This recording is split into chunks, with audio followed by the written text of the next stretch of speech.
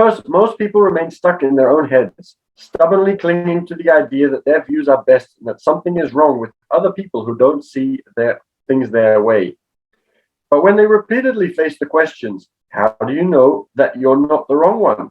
And what process would you draw upon those different perspectives to make the best decisions? They are forced to confront their own believability and see things through others' eyes, as well as their own.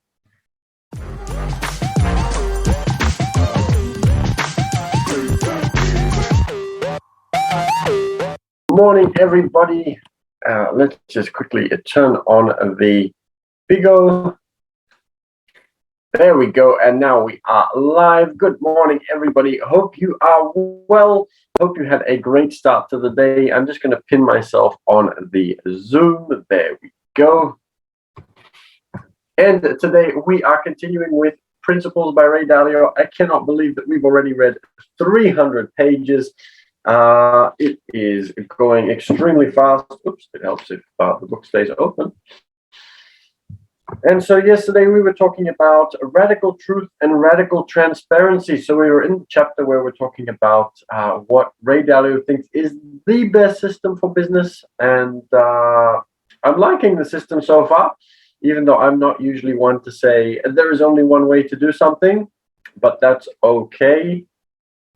So we're talking about radical truth and radical transparency, and this was a little bit longer, so we are going to continue from where we left off.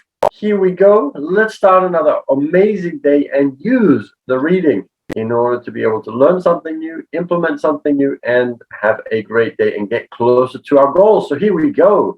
And very quickly before we do that, Jessica Cunningham, hello to you. And Eleni, nice to meet you as well. Great to have everybody that is on Bigo today.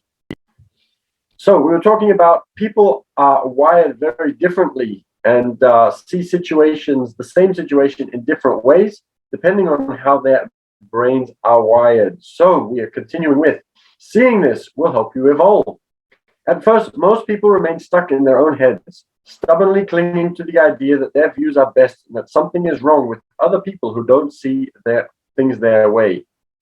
But when they repeatedly face the questions, how do you know that you're not the wrong one? And what process would you draw upon those different perspectives to make the best decisions? They are forced to confront their own believability and see things through others' eyes, as well as their own. This shift in perspective is what produces great collective decision-making. Ideally, this takes place in an open source way, with the best ideas flowing freely, living, dying, and producing rapid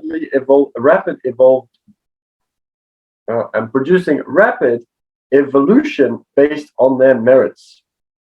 Most people initially find this process very uncomfortable. While most appreciate it intellectually, they typically are challenged by it emotionally because it requires them to separate themselves from their ego's attachment to being right and try to see what they have a hard time seeing. A small minority get it and love it from the start.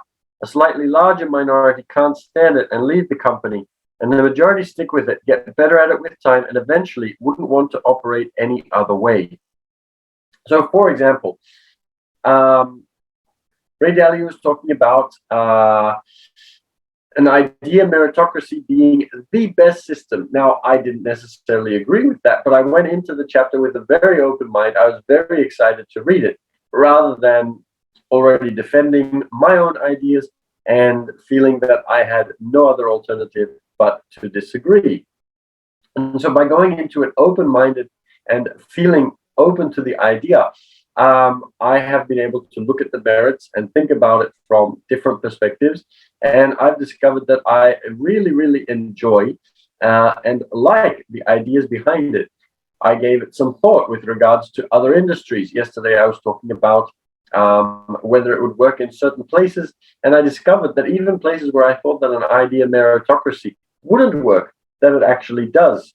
The only one that I could come up with where it wouldn't work was maybe a dictatorship. But other than that, even in some of the places where I thought it wouldn't work, I realized that it might work. So we want to really be radically open-minded, not just radically truthful and radically transparent. So it's a really interesting way of looking at it. Because we are different, it is really good and important for us to stay open-minded and have these discussions. And yes, some people are going to like it, some people are not going to like it. But I think that based on the fact that I am being able to be open-minded to it, that it might be more of an ego thing if people don't like it, which is fine. Okay, let's continue. This is getting interesting. While operating this way might sound difficult and inefficient, it is actually extremely efficient. In fact, it is much harder and much less efficient to work in an organization in which most people don't know what their colleagues are really thinking. Also, when people can't be totally open, they can't be themselves. As Harvard developmental psychologist Bob Keegan, who has studied Bridgewater, likes to say, in most companies, people are doing two jobs: their actual job and the job of managing others' impressions of how they're doing their job. For us, that's terrible. We found that bringing everything to the surface, one, removes the need to try to look good, and two, eliminates time required to guess what people are thinking. In doing so, it creates more meaningful work and more meaningful relationships. I remember this very well. I grew up without a telephone, and when I ended up working at my own university as my traineeship, I remember feeling extremely vulnerable, extremely uncomfortable, and I felt that I was always being judged on how I worked. I hadn't yet realized, even though I'd studied a lot, but I hadn't yet realized in my 20s that we were all just very different, and that that's okay to be different, and that we all have different perspectives and ways of doing things, and that there's a purpose behind it.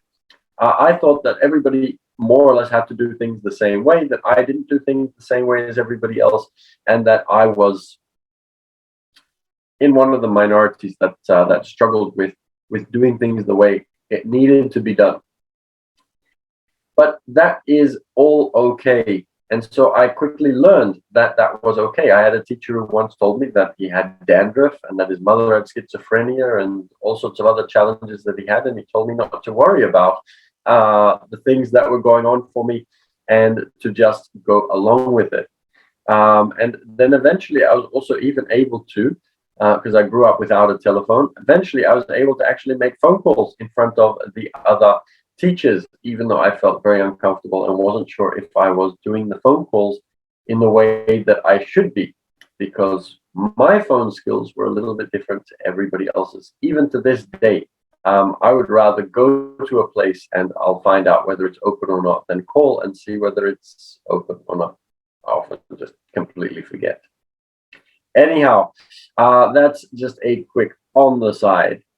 Here are the forces behind Bridgewater's self-reinforcing evolutionary spiral. 1. We went from one independent thinker who wanted to achieve audacious goals to a group of independent thinkers who wanted to achieve audacious goals. 2. To enable these independent thinkers to have effective collective decision-making, we created an idea meritocracy based on principles that ensured we would be radically honest and transparent with each other, have thoughtful disagreements, and have idea meritocratic ways of getting past our disagreements to make decisions. 3. We recorded these decision-making principles on paper and later encoded them into computers and made our decisions based on them. 4. This produced our successes and failures, which produced more learnings, which were written into more principles that were systemized and acted upon. 5. This process resulted in excellent work and excellent relationships that led us to having well-rewarded and happy employees and clients. And 6, that led us to be able to bring in more audacious independent thinkers with more audacious goals to strengthen this reinforcing upward spiral. It is really important to be able to keep working on, like I said a couple of times in a couple of the recordings, when I had a business coach and they taught me that you want to set a goal and then you want to implement a way of getting to that goal, and then you want to evaluate to see whether that goal or that step is taking you closer to that goal, and then you set a new goal or you make adjustments first in case what you did and your evaluation shows you that it wasn't working, so you make changes and then you set a new goal once that goal's been achieved, but you keep making those adjustments. So this is what we want to be doing for everything that we do. And whether we follow the idea meritocracy or we use a different system, because even though I like the idea meritocracy, it doesn't mean that it's the only way. It doesn't mean that it is necessarily the only best way, even though that's what Ray Dalio says. And the reason for that is because there are plenty of other companies that are very different to Bridgewater, who do things in a very different way, but who still achieve amazing results. So make sure that you keep that in mind. You don't have to just follow one way of doing something. Plus, there are certain things that you might be able to learn from Bridgewater, which are really good, and then you implement that. And then there might be something from another company that you like, and you implement that. And eventually, you become your own company with your own systems, your own way of thinking, your own way of doing things. And that's what we want. Your job isn't to go out and recreate Bridgewater. Your job isn't to go out and recreate the business of your idol or your mentor or whatever else it is. You want to create your own individual business, but take the ideas from successful businesses and implement them into your own. So a little bit of this, a little bit of that, a little bit of something else, but not just copying one model or one thing. We did that over and over again, which produced the evolutionary looping behind Bridgewater's 40 plus years of success. It's shown in the diagram on the facing page. So this one here, the loop that comes up again and again. There we go. This really works. You don't have to take my word for it. There are two ways you can evaluate the likelihood that this approach and the principles that follow from it are as powerful as I believe they are. You can, one, look at the results they produced, and two, look at the logic behind them. As for the results, like Lombardi's and Packers, our track record speaks for itself. We consistently got better over 40 years, going from my 2-bedroom apartment to become the 5th most important private company in the US. According to Fortune and the world's largest hedge fund, making more total money for our clients than any other hedge fund in history. We have received over 100 industry awards, and I've earned 3 Lifetime Achievement Awards, not to mention remarkable financial and psychological rewards, and most importantly, amazing relationships. But even more important than these results is the underlying cause-effect logic behind these principles, which came before the results. Over 40 years ago, this way of being was a controversial, untested theory that nevertheless seemed logical to me. I will explain this logic to you in the pages that follow. That way, you can assess it for yourself. There's no doubt that our approach is very different.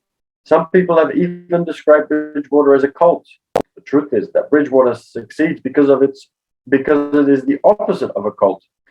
The essential differences between a culture of people with shared values, which is a great thing, and a cult, which is a terrible thing, is the extent to which there is independent thinking.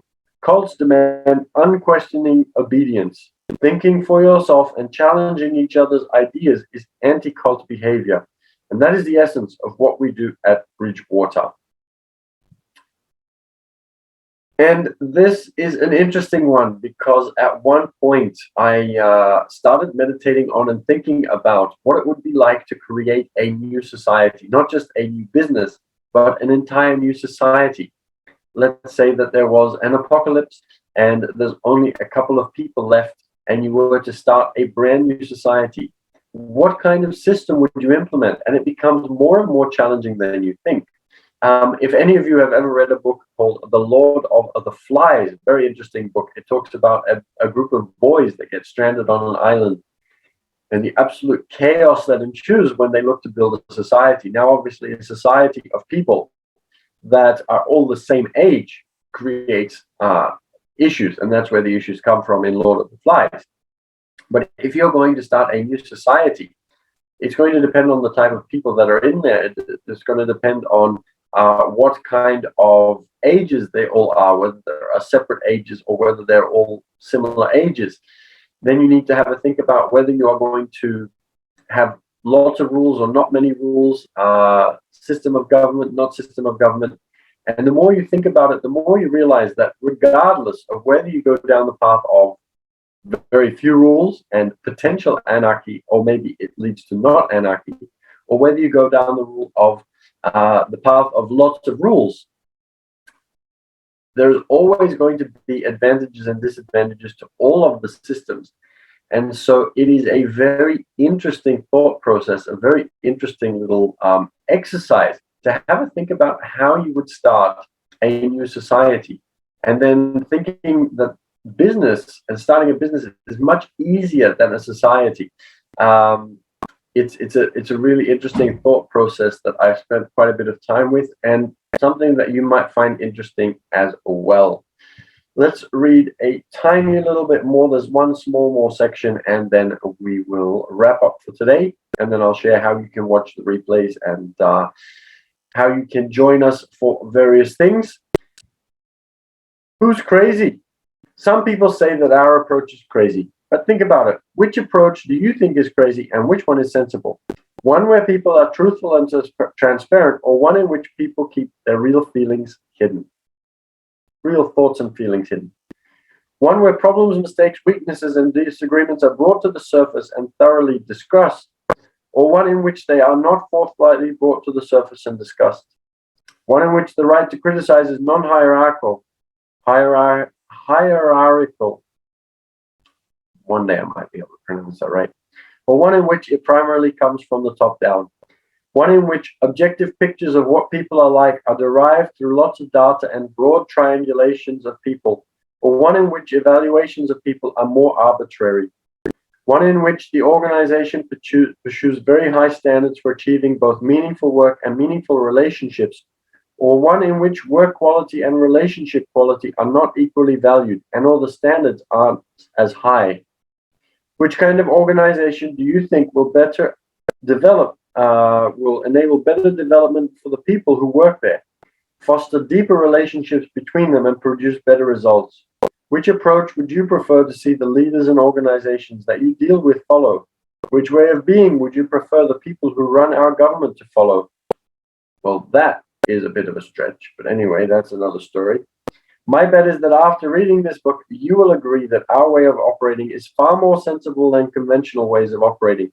But remember that my most fundamental principle is that you have to think for yourself. So, who's crazy? I definitely don't think it is a crazy idea. I love the idea of meritocracy. Do I think it's the only way? Absolutely not. Do I think that people who have become billionaires tend to oversell themselves a little bit? And in this case, I would definitely say that Ray Dalio is really fighting hard to sell us the idea of meritocracy. He is selling it to us very much so. So definitely, there are lots of things to learn from his idea of meritocracy. Does it mean that you need to do everything exactly that way? I definitely wouldn't say so. I think that you don't want to go a completely different path, because if you do that, then yes, you might start having some issues, because being open and transparent, and a lot of companies have issues between management and staff because the management is not open and transparent about what is actually going on. And a lot of people feel that they need to put up appearances at work rather than being able to be themselves. I think that it is really good to have high standards, but I think that if you push for high standards too much, then you're going to end up maybe even pushing out people who are very good within an organization. So just keep in mind that Ray Dalio is a billionaire, and billionaires like to, because they've been doing it their whole life, they like to sell you on how good they are, because that's how you become a billionaire, by really drowning out the voice of anybody else being as good as you. And so remember to keep that in mind, but remember also that, yes, it has brought Ray Dalio a lot of success, and that there are many different ways to be able to achieve the same thing. So keep all of that in mind, but take the lessons that you want to from it. When it comes to government, yes, I would definitely love governments to be more open and transparent, and to be more of an idea meritocracy, rather than just fighting for what they've always stood for and not being very bipartisan. Some governments actually do one thing that is extremely good that you can also implement. And that is then we'll travel to different parts of the world and have a look at ideas from different parts of the world to see which ones they like and which ones they don't like. So let's say that a politician travels to 10 different countries, and in each country they have a look at their medical systems, their social systems, their sports systems, etc., etc. And they have a look at which one of all of those systems, or which parts of all of those systems they like best. And then they cherry pick their favorite parts and bring that back and look at implementing those. Now, obviously, if you then don't have an idea meritocracy with the opposition party, then it's going to be difficult to implement those ideas if you're going to lose your voters and you're going to not be able to continue being a politician by implementing radical new ideas. That is also a challenge. But the idea being, let's forget about the government for a second. Let's just think about you. When it comes to any kind of investing, whether you're talking about your business, whether you're talking about the stock market, whether you're talking about foreign exchange, whether you're talking about real estate, whether you're talking about the art market, whatever kind of investing, you want to go out and find successful people, and you want to cherry pick the ideas that fit with your personality, that fit with your vision of where you want to go and what you want to achieve. And then use that to be able to slowly set your goals, use those to be able to implement and see if they work, make adjustments, and then see if it's helped you to reach that goal. And then if it hasn't, go back to making adjustments until you do hit that goal. And then once you hit that goal, you set a new goal. And then you keep going through that process again and again until you create something absolutely amazing. And that's when you can achieve your life goals and dreams and achieve the lifestyle that you've always desired.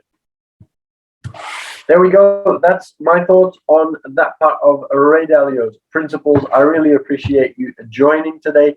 I'm going to start wrapping up. So if you enjoyed that, we have recordings of what we've read up until this point of Ray Dalio principles.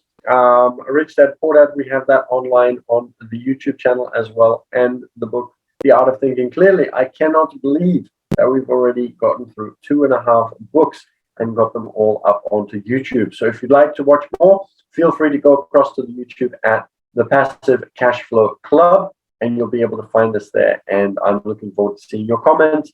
And yes, make sure that you subscribe, because if you subscribe, you will also know when the videos are uploaded, as well as our questions and answers and the different other videos that we have been creating for you. Very, very exciting. So make sure that you subscribe, especially if you've asked a question. You'll know when your question's being answered if you are subscribed. If you have any questions about the book, or if you are uncertain about anything investing related, economy related, passive income, wealth creation, all of those different things, real estate, stock market, forex, art market, whatever kind of investing you're into, let us know your questions and we are happy to answer those, and we'll put those up on the YouTube as well. And I'm very excited to hear from you, because I just sit here every morning talking to my computer, talking to my phone, but I'd love to know who you actually are, whether you invest, whether you're interested in investing, what kind of investing you do, what kind of results you get. I love getting to know the people on the other side of the phone, because you're not just a number to me, you're an actual person who has goals and dreams, and I love meeting people, which is why I love doing this live stream every morning.